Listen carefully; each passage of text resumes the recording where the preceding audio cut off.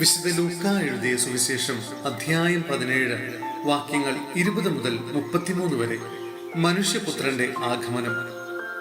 ദൈവരാജ്യം എപ്പോഴാണ് വരുന്നത് എന്ന് ഫരിസേയർ ചോദിച്ചതിന് അവൻ മറുപടി പറഞ്ഞു, പ്രത്യക്ഷമായ അടയാളങ്ങളോട് കൂടെയല്ല ദൈവരാജ്യം വരുന്നത്. ഇതാ ഇവിടെ, അതാ അവിടെ എന്ന് ആരും പറയുകയുമില്ല. എന്തെന്നാൽ ദൈവരാജ്യം നിങ്ങളുടെ ഇടയിൽ തന്നെയുണ്ട്.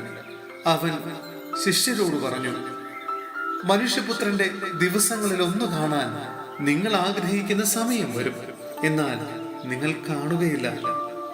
അതാ അവിടെ, ഇതാ ഇവിടെ എന്ന് അവർ നിങ്ങളോട് പറയും. നിങ്ങൾ പോകരുത്, അവരെ നിങ്ങൾ അനുഗമിക്കുകയുമരുത്.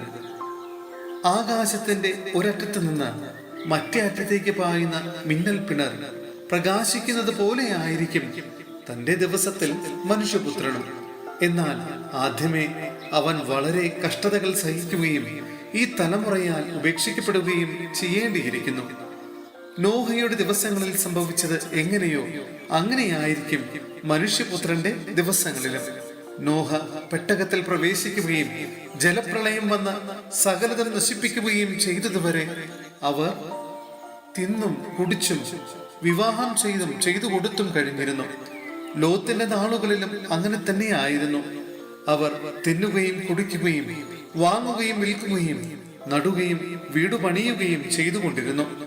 പക്ഷേ ലോത്ത് സോദോമിൽ നിന്ന് ഓടിപ്പോയ ദിവസം സ്വർഗത്തിൽ നിന്ന് തീയും ഗന്ധകവും പെയ്ത് അവരെ എല്ലാം നശിപ്പിച്ചു. ഇപ്രകാരം തന്നെയായിരിക്കും മനുഷ്യപുത്രൻ വെളിപ്പെടുന്ന ദിവസത്തിലും. ആ ദിവസം പുറമുകളിലായിരിക്കുന്നവൻ വീട്ടിനകത്തുള്ള തന്റെ സാധനങ്ങൾ എടുക്കാൻ താഴേക്ക് ഇറങ്ങി പോകരുത്. അതുപോലെ തന്നെ വയലിൽ ആയിരിക്കുന്നവനും പിന്നിലുള്ളവയിലേക്ക് തിരിയരുത്. ലോത്തിന്റെ ഭാര്യയ്ക്ക് സംഭവിച്ചത് ഓർമ്മിക്കുക. തന്റെ ജീവൻ നിലനിർത്താൻ പരിശ്രമിക്കുന്നവൻ അത് നഷ്ടപ്പെടുത്തും, എന്നാൽ തന്റെ ജീവൻ നഷ്ടപ്പെടുത്തുന്നവൻ അത് നിലനിർത്തും. സഹോദരരെ, ഹെബ്രായർക്കുള്ള ലേഖനം അധ്യായം 12 വാക്യങ്ങൾ 18 മുതൽ 29 വരെ. ജീവിക്കുന്ന ദൈവത്തിന്റെ നഗരത്തിലാണ് നാം. സ്പർശിക്കാവുന്ന വസ്തുവിനെയോ എരിയുന്ന അഗ്നിയെയോ അന്ധകാരത്തെയോ കാർമേഘത്തെയോ ചുഴലിക്കാറ്റിനെയോ കാഹളധ്വനിയെയോ ഇനി അരുതേ എന്ന് കെട്ടവരെ കൊണ്ട് പറയിക്കുന്ന വാക്കുകളുടെ മുഴക്കത്തെയുമല്ല നിങ്ങൾ സമീപിക്കുന്നത്.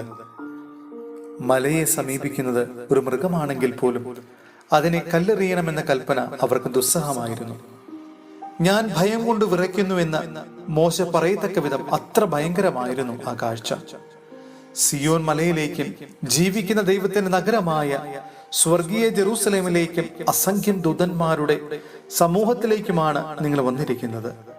സ്വർഗത്തിൽ പേരെഴുതപ്പെട്ടിരിക്കുന്ന ആദിജാതരുടെ സമൂഹത്തിലേക്കും സഭയിലേക്കും എല്ലാവരുടെയും ദൈവമായ ന്യായാധിപന്റെ മുൻപിലേക്കും പരിപൂർണരാക്കപ്പെട്ട നീതിമാന്മാരുടെ ആത്മാക്കളുടെ അടുത്തേക്കും പുതിയ ഉടമ്പടിയുടെ മധ്യസ്ഥനായ യേശുവിന്റെ സവിധത്തിലേക്കും ആബേലിന്റെ രക്തത്തേക്കാൾ ശ്രേഷ്ഠമായവ വാഗ്ദാനം ചെയ്യുന്ന തളിക്കപ്പെട്ട രക്തത്തിലേക്കുമാണ് നിങ്ങൾ വന്നിരിക്കുന്നത്.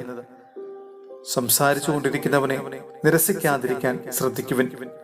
ഭൂമിയിൽ തങ്ങൾക്ക് മുന്നറിയിപ്പ് നൽകിയവനെ നിരസിച്ചവർ രക്ഷപ്പെട്ടില്ലെങ്കിൽ സ്വർഗത്തിൽ നിന്ന് നമ്മോട് സംസാരിച്ചവനെ നാം തിരസ്കരിച്ചാൽ രക്ഷപ്പെടുക കൂടുതൽ പ്രയാസമാണ്.